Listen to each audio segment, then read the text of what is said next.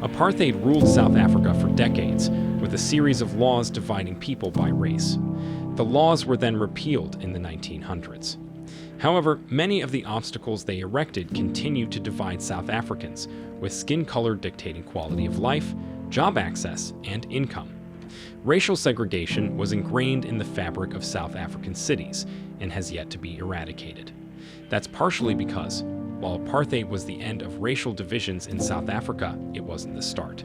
That story begins in the early 1800s, when the British constructed a network of railroads that altered the region's economy into one that excluded the majority of black people, and then made that exclusion illegal. To understand why there is still segregation in South Africa years after apartheid ended, it's important to understand the roots of apartheid before looking at a present-day example of this segregation. Watch till the end to get these shocking facts. Apartheid was a system of institutionalized racial oppression that lasted from 1948 until the early 1990s in South Africa and Southwest Africa. Apartheid was defined by an authoritarian political culture built on boskap, a system of boss-ship, which ensured that South Africa's minority white population ruled the country politically, socially, and economically. White inhabitants held the highest social position, followed by Indians and coloreds, and last Africans, according to this system. Apartheid's economic and social consequences can still be seen today. Apartheid was divided into two types: petty apartheid, which involved the segregation of public facilities and social gatherings, and grand apartheid, which imposed racial restrictions on housing and employment prospects. The Prohibition of Mixed Marriages Act of 1949 was the first apartheid law, followed by the Immorality Amendment Act of 1950, which made it unlawful for most South African citizens to marry or engage in sexual relationships with people of different races. All South Africans were categorized into one of four racial groupings based on appearance, known ancestry, social standing, and cultural lifestyle under the Population Registration Act of 1950. Black, white, colored, and Indian, the last two of which contained multiple subcategories. Racial classification determined where people lived. Between 1960 and 1983, apartheid legislation forced 3.5 million black Africans out of their homes and into segregated neighborhoods, in some of the largest mass evictions in contemporary history. The majority of these targeted removals were designed to confine black people to 10 designated tribe homelands, sometimes known as Bantustans, 4 of which became nominally autonomous governments. As people were assimilated into the Bantustans, the government proclaimed that they would lose their South African citizenship. Apartheid provoked widespread worldwide and internal opposition, resulting in some of the 20th century's most impactful global social movements. Ultimately, it was widely condemned in the United Nations, and it resulted in a broad arms and trade embargo against South Africa. Internal anti-apartheid resistance became increasingly militant in the 1970s and 1980s, provoking ruthless crackdowns by the National Party administration and protracted sectarian warfare that left thousands dead or imprisoned. Some apartheid improvements were implemented, such as granting Indian and colored political representation in parliament, but these measures did not satisfy most activist organizations. Apartheid in South Africa came to an end with Nelson Mandela's election victory in 1994. Apartheid was a system of pervasive racially based segregation that forced almost full separation of different races in South Africa. South Africans were divided into 4 races during the apartheid system: white, black, colored, and Indian/Asian, with around 80% of the population categorized as black, 9% as white, 9% as colored, and 2% as Indian/Asian. Whites held almost all political authority in South Africa during apartheid, with other races virtually excluded from the political process. While the end of apartheid gave all South Africans equal rights regardless of race, the country is still grappling with the societal disparities that decades of segregation built.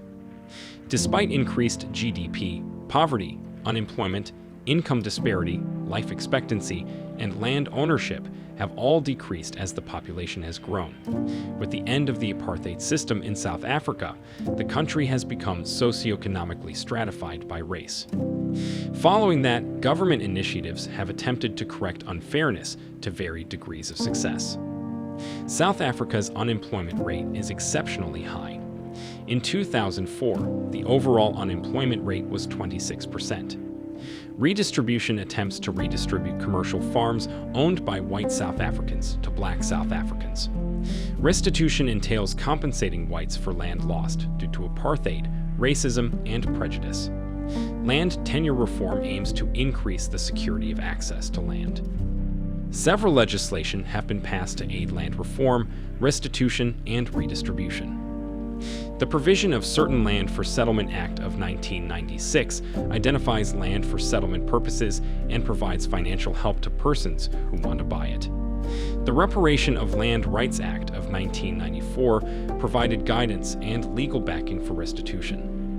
The Extension of Security of Tenure Act of 1996 assists rural populations in gaining stronger land rights and governs the relationships between landowners and people who live on it. These land reform strategies have proven to be ineffective so far. The Land Redistribution Program provided land to over 250,000 black South Africans by 1998. There have been very few restitution claims settled. Despite the African National Congress's target of 30% land reform, barely 1% of land changed hands in the 5 years after the programs were implemented. While only 4% of the wealthiest people are functionally illiterate, suggesting a severe disparity in literacy between income quartiles, the Reconstruction and Development Program was a socio-economic initiative aimed at reducing racial inequities through promoting business and education. Apartheid's geographical segregation continues to have an impact on educational possibilities. Good schools, which are typically located in affluent neighborhoods, are out of reach for black and low-income pupils. While more South Africans are enrolling in higher education, there is still a significant racial divide among these students. Currently, 58.5% of whites and 51% of Indians attend college, compared to 14.3% of colored and 12% of blacks.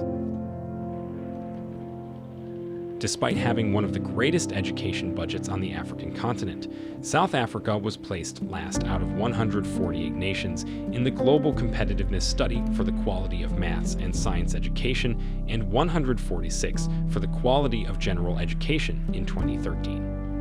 The most significant barrier to doing business, according to the same survey, is an inadequately educated workforce. As a result, education remains one of the weakest performing areas in post-apartheid South Africa, as well as one of the major reasons of persistent inequality and poverty. Today, it doesn't take long for the penny to drop once I drive out of OR Tambo International Airport. Again, Johannesburg is the wretched offspring of capitalist greed and 20th century prejudice. This enormous metropolis is still haunted by the sins of its founding nearly 150 years later. Johannesburg, like Cape Town, Durban, Port Elizabeth, and other South African towns, is clearly and painfully divided. These cities are still split. The wealthy of Johannesburg still reside in the opulent northern suburbs, where some restaurants serve Michelin-starred cuisine and property prices are exorbitant. These places are still mostly white, however. That is slowly changing. The employees are in Soweto, Alexandra, and other impoverished, crime-ridden black neighborhoods. Johannesburg has always been split, and it is still divided 28 years after apartheid ended and 32 years after Nelson Mandela was released from prison. This economic behemoth is Africa's dream and nightmare city. Its roughly 6 million residents come from all corners of South Africa, as well as Zimbabwe, Nigeria, Malawi, and Bangladesh. The city continues to attract those seeking a better life. It is the world's only large metropolis not built on the coast or along the banks of a major river. This is because it is a gold child, not a trade child. When gold was discovered in 1884, it was just a patchwork of farms, but it quickly transformed into a chaotic, violent conglomeration of settlements that drew white adventurers, gold diggers both literally and figuratively, sex workers, settlers, criminals, shysters, black laborers, and elites from all over the world, all looking to make a fortune. It evolved into a frontier town and flourished in a colonial manner. with white mining owners building mansions that stretched into opulent northern suburbs, while black people were driven to the south into townships. In the 1940s, apartheid formalized the flexible colonial system by establishing Soweto, a black labor reserve, and expelling black people from the city, while requiring them to carry a passbook or permit at all times to prove cause to be there. This was the architecture of apartheid Johannesburg for 46 years, from its formal debut in 1948 to its dissolution in 1994. Black and white, rich and poor, separate and unequal. Then there was 1994, when, as mentioned earlier, Mandela and the African National Congress were sworn in as presidents. There were high expectations for a new South Africa and a new Johannesburg, one that was integrated, non-racial, and free of the divisions of the past. Thanks to innovative and determined urban design, spatial apartheid would be abolished. It doesn't rule out the possibility of change. A series of maps issued by the government statistician in 2016 show that Johannesburg is the most integrated metropolis among the country's 6 major metros. That picture, as encouraging as it seems, is also troubling. The Johannesburg Central Business Area has a high percentage of black African citizens, but white flight into the northern suburbs has occurred over the last 20 years. Despite attempts such as bus rapid transit to make it simpler for Soweto residents to commute to work in once white neighborhoods, Johannesburg's townships, such as Soweto, remain mainly separated from business districts and historically white suburbs. Even more encouraging is the city of Johannesburg's decision in February to implement a first-of-its-kind inclusionary housing policy, which requires private developers to make 30% of all future residential constructions affordable, regardless of location. It has the potential to be a game changer for the city if properly implemented. However, Johannesburg's fortunes are inextricably linked to those of South Africa, which has experienced a difficult decade under the leadership of deposed former President Jacob Zuma. The country is now led by former trade unionist and businessman Cyril Ramaphosa, who is tackling corruption that flourished under Zuma. Tensions are rising, with many claiming that South Africa just might be on the verge of state collapse. Now, let us look at a present-day example. Let us consider the beachside community of Strand in Cape Town and the township of Nomzamo in Cape Town. These two neighborhoods are just a few meters away from each other, but are clearly divided by a narrow strip. The people on each side lead very different lives.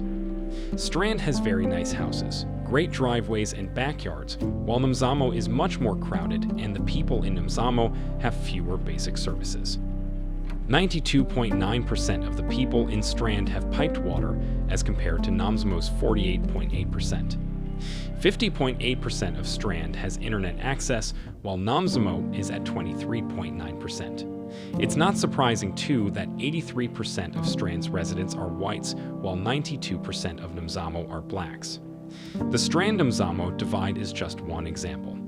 There are several such divides across South Africa, even in 2022. In South Africa, on African soil, the color of your skin determines where you live, where you work, and your quality of life. If you enjoyed this video, please leave a like, and also don't forget to hit that subscribe button so as not to miss out on any of our upcoming videos. Thanks for watching, and see you in the next one.